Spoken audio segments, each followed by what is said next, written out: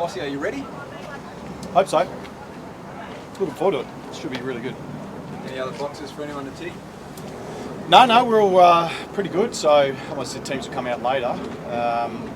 So now we're going to run around later this afternoon. So just short of obviously making sure we get some ground familiarisation, we feel like we're ready to go. Zach back, that's a great news story for him and for the club. Just talk us through the emotion behind telling him he was playing. Yeah, he got the better of me, Zachy. Don't know.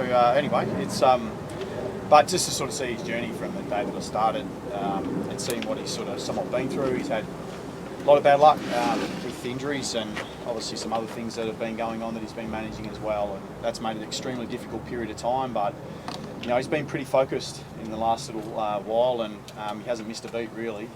So to be able to get the consistency he's had really since we got back from pre-season, it probably puts him in a really strong position to be able to, you know, have a good season.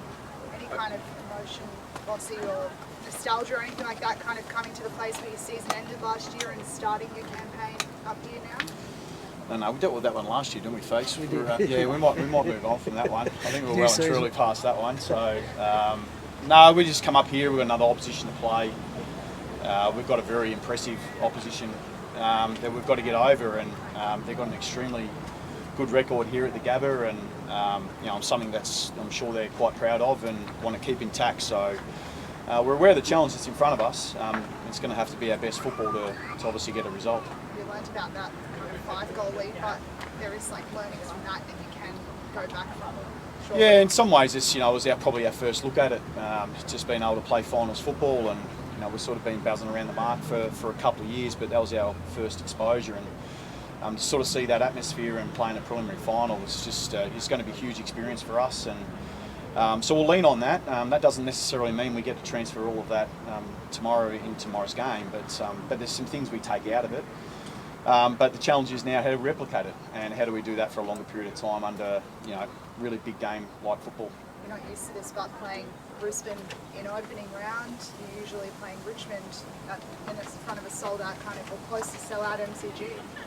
Yeah, we're extremely privileged. We're lucky enough that we've got a group of supporters that like to travel, so they do turn up. That was some of the more unbelievable scenes that I've seen at the Gabba in my entire time.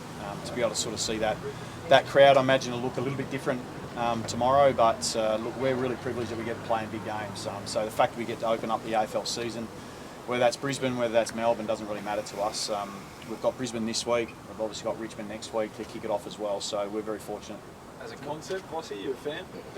Well, I guess if you sort of take my Carlton hat off for a second, you know, I understand the challenges we've got up in the northern states, and that's been a battle that I've lived since I've been 11 years of age, and so I understand the reach that we need to be able to have, and participants are obviously growing, the interest in the game's growing, and has been steadily for such a long period of time. So if we've got a role in play in that, then we play it, but we'll also be happy to get back down to Melbourne and obviously play our season from there as well. After an off-season and pre-season, Bossy, what's the step or the jump you think you got to make to reach where Brisbane got last year and where Collingwood got to?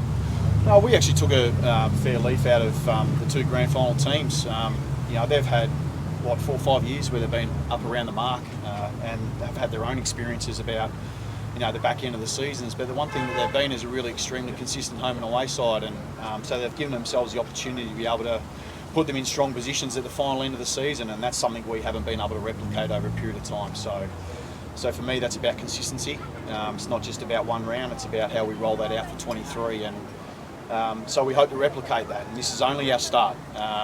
You know, sometimes you make such a big deal about the first game. You feel like there's no other games that exist on the calendar, but that's the feel you get when it's round one.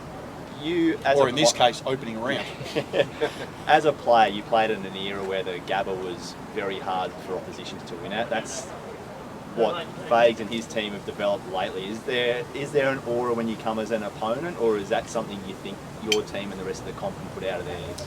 I think that's for other people to speculate. You know, we look at every game the same, no matter where we go. Maybe the challenge rises a little. I'd say it's got much to do with the side and the talent of the side and the system that they play that we have to make sure that we overcome. So that asks lots of questions of you, but we want to be a side that's consistent inside the circle, and that requires a set of actions and behaviours that we have to replicate for 120 minutes. So that's all we worry about. Bossy, are you confident with Sam Walsh? I know, again, not to get too focused on the first game of the season, but you know, a back issue that tends to be a little grisly is where he's at with his kicking, who knows. But are you confident it's on the lower end of the scale? Oh, we've spoken about Sam. We said we'd give an update at round 2, so we'll give an update at round 2. What do you need to see from him at round 2, do you think? We'll wait and see until we get to round 2.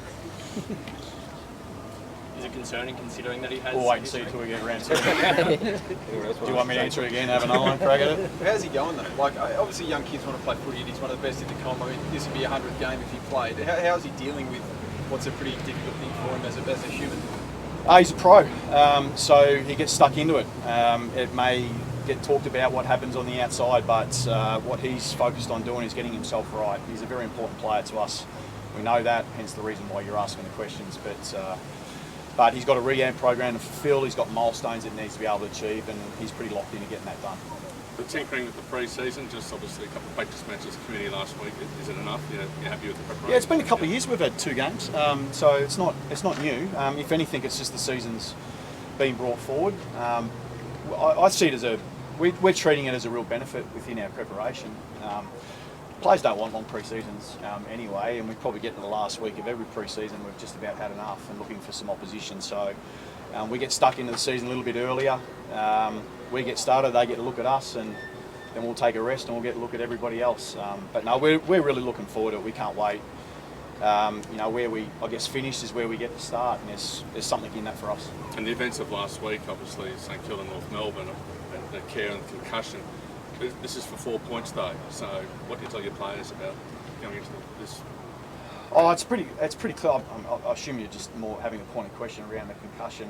And look, I think what we've found the last, more particular last couple of instances, they were quite unusual instances. I guess Sam Pelpepper, then obviously one that we saw last week. You don't see a lot of that in our game anymore. The players are quite aware of the rules and they're quite cautious around their approach to those sorts of contests, and they're really well educated, and we spend a lot of time on it as well. So I'd like to think that that's not the norm. It's a bit of an outlier, but it certainly does put on notice that those contests will be looked at, and fair enough. Pound for pound, is it the 2 best forward lines, do you think? When you think of Harry and Charlie, and then at the other end, Joe and Harry, it's just 2 superstars at each side. Pound for pound, as good as they come?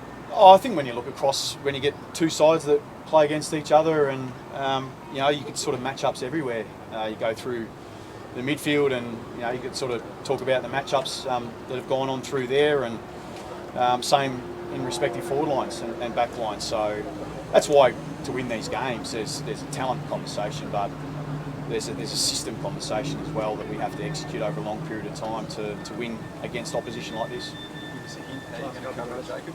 Sorry? Could you give us any hints on how you're going to cover Weeders? Yeah, there'll be another player that plays full back, and we'll see how we go. Sorry.